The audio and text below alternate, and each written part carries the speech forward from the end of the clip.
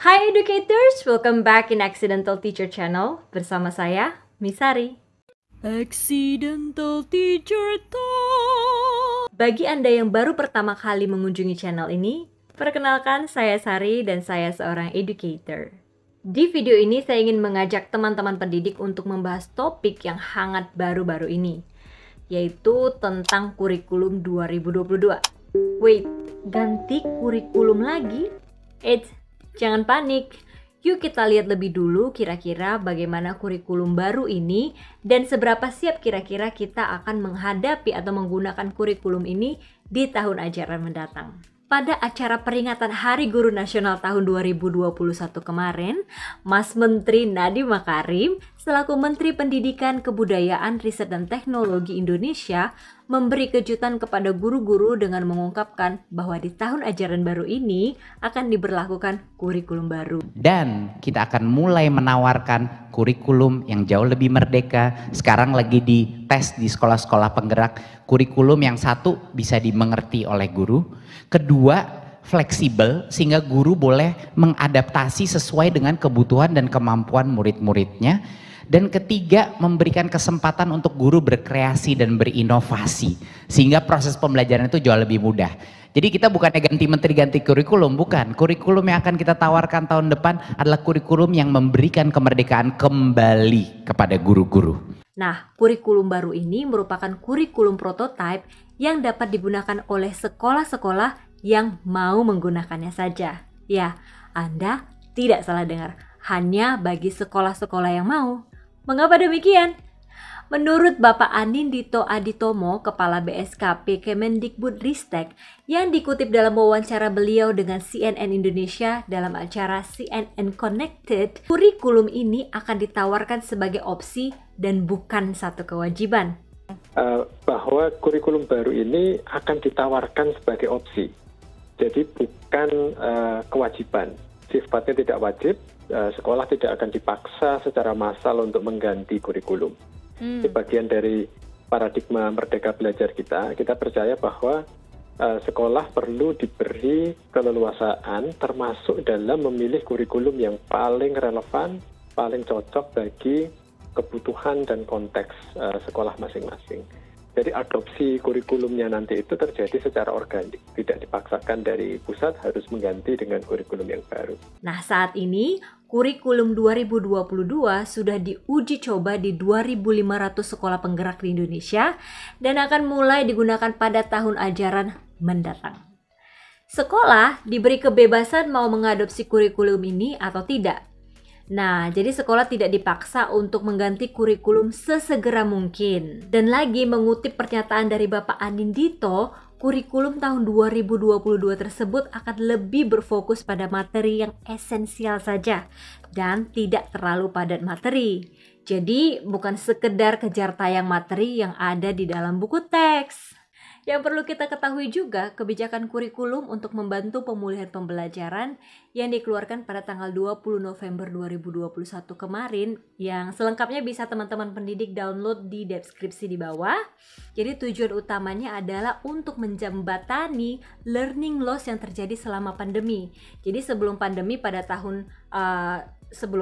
kita menggunakan yang namanya kurikulum 2013. Sedangkan selama pandemi kita menggunakan yang namanya kurikulum darurat, yaitu kurikulum 2013 yang disederhanakan. Nah, setelah itu untuk menjembatani learning loss ini, yaitu peserta didik yang tidak dapat mengikuti pembelajaran secara maksimal, maka dibuatlah kurikulum prototipe ini yang akan dapat digunakan di tahun ajaran baru mendatang. Nah, kurikulum 2022 ini akan dilaksanakan selama 2 tahun, di mana dalam 2 tahun ini tetap akan diobservasi.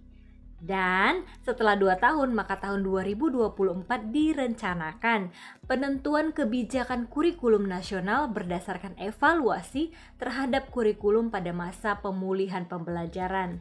Jadi, tujuan utamanya bisa kita simpulkan bahwa kurikulum prototipe ini atau juga disebut kurikulum 2022 ini merupakan kurikulum yang akan tetap diuji coba dan diobservasi selama 2 tahun mendatang dan memfasilitasi peserta didik yang mengalami learning loss selama masa pandemi. Nah, adapun karakteristik utama yang dimiliki oleh kurikulum 22 ini adalah yang pertama menekankan pengembangan karakter, kemudian fokus pada materi esensial, dan fleksibilitas bagi guru. Di dalam pengembangan karakter, maka nantinya sekolah akan mengembangkan kurikulum yang pembelajarannya berbasis project.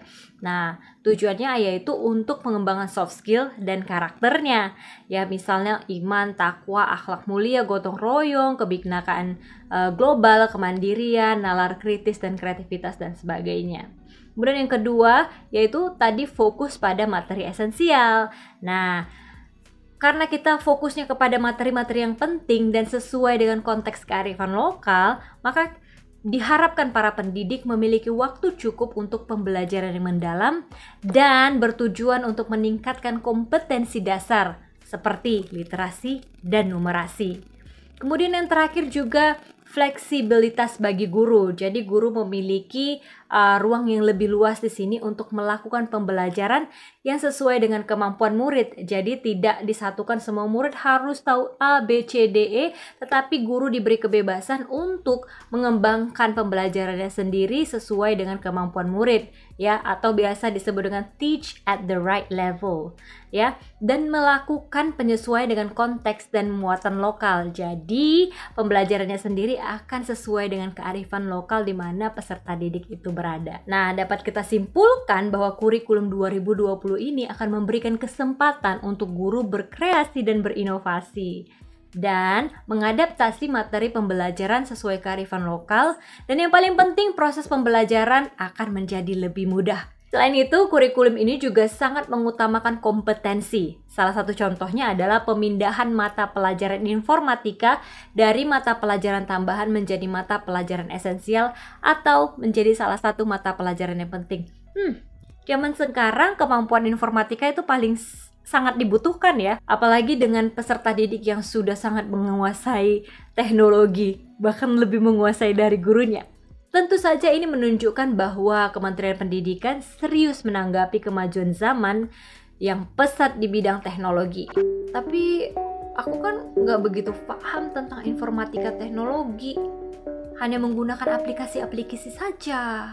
Well, nggak usah khawatir, untuk persiapan implementasinya teman-teman pendidik tidak perlu khawatir akan kewalahan. Nah, Pak Menteri Nadiem sendiri menjanjikan pendampingan secara reguler dengan menggunakan metode jarak jauh. Bahkan, pihak kementerian sendiri akan mengembangkan platform pembelajaran yang akan mendukung aplikasi dari kurikulum ini nantinya. Kita akan meluncurkan berbagai macam platform teknologi, bukan hanya bagi-bagi laptop dan proyektor terbesar di sejarah Indonesia, tetapi kita juga akan memberikan berbagai macam pelatihan online yang bisa diikuti guru-guru secara mandiri sesuai kebutuhannya, bukan belajar teori-teori doang, yang praktis dari guru untuk guru, relevan dan praktis. Itu kuncinya. Tuliskan pendapat Bapak, Ibu, dan teman-teman pendidik di komentar ya. Sampai di sini dulu kita membahas tentang kurikulum 2022. Kalau tertarik, kita bahas di kesempatan lainnya. Tetap semangat, bye!